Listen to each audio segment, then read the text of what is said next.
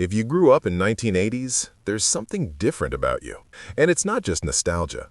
The truth is, the 80s didn't simply shape a generation. They trained a specific kind of psychological resilience we're only now learning how to describe. Because here's what most people get wrong. We assume more supervision automatically creates stronger kids.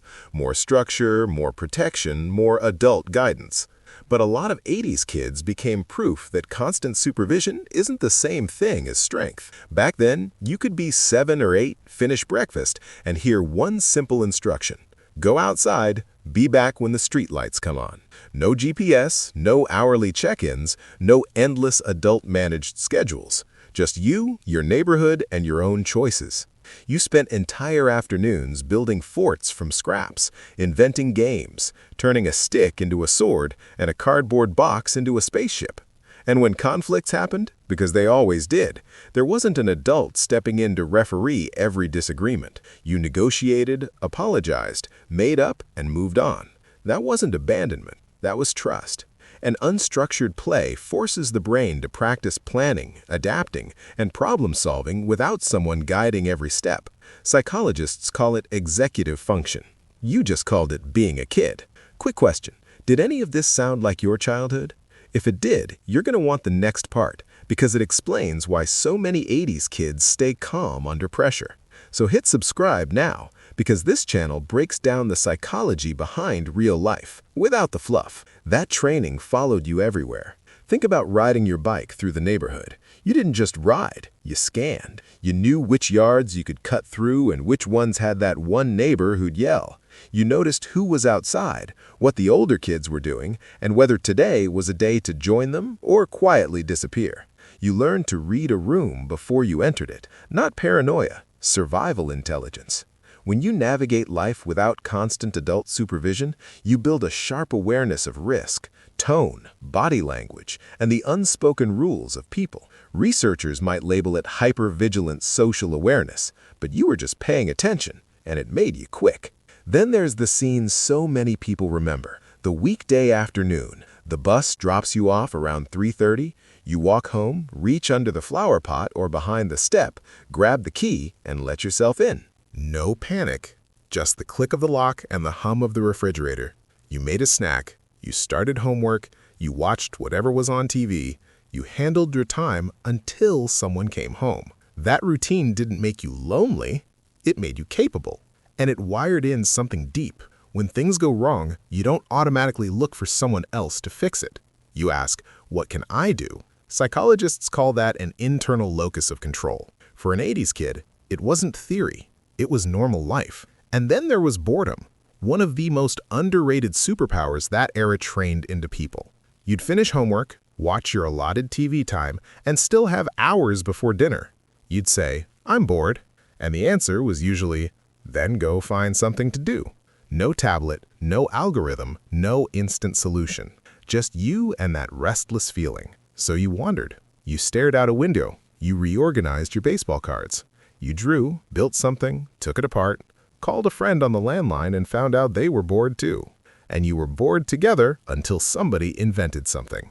That's how creativity forms. Not through constant stimulation, but through empty space your brain has to fill. Boredom isn't an emergency. It's a signal that your mind is ready to create. Then there was risk, real risk. You climbed trees high enough to make the ground look small. You built ramps for bikes and skateboards out of whatever you could find. You rode fast, jumped far, and yes, sometimes you got hurt. Scraped knees, sprained ankles, maybe worse. But you learned the difference between what looks scary and what's actually dangerous. You developed an internal calibration system for risk. That didn't make you reckless, it made you realistic. The 80s also trained something else that's getting rarer. Comfort with solitude. Weekends when no one could hang out weren't a crisis. You stayed home with Legos, action figures, comic books, drawing, reading, the same VHS tape again and again. Rewind, play, repeat.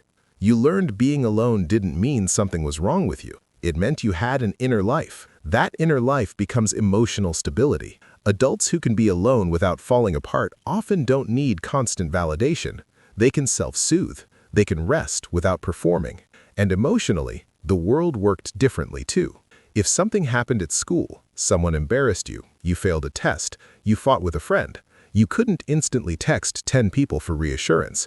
You couldn't scroll a feed to numb the feeling. So you did something simple and powerful. You sat with it.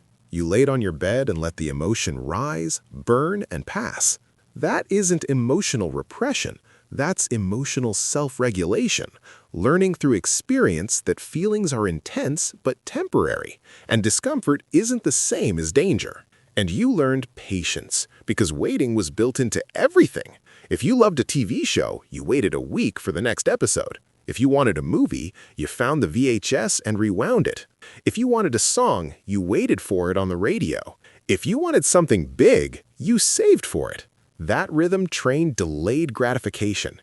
Your brain learned that anticipation is part of the reward, and that good things can take time. The 80s weren't soft about failure either. You lost games, you got a C, you didn't make the team, you messed up. Adults didn't always rush in to protect you from that sting. You felt it, adjusted, and tried again. So you learned a lesson many people don't learn until adulthood. Failure is feedback, not identity.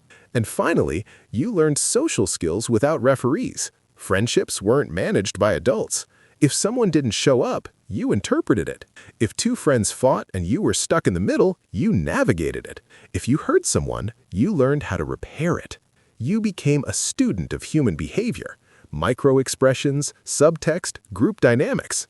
Less supervision didn't always create emotionally distant adults. It often created emotionally intelligent ones.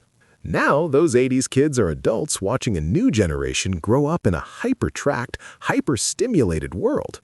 They see kids struggle with boredom, disappointment, conflict, and uncertainty, and they feel the urge to fix everything instantly. But many of them resist it because they learned something firsthand. Overprotection doesn't create safety. It can create anxiety. Manageable struggle creates confidence. So, instead of solving it, they ask a question that built them. What do you think you could do differently next time? Because competence lasts longer than comfort. And sometimes the greatest gift you can give a child isn't protection from struggle. It's the tools and the trust to navigate it on their own. If you want more videos like this, real psychology, real life, and practical lessons you can actually use, subscribe. And comment 80s if this brought back memories, because I read the comments and I'll pin a few of the best stories.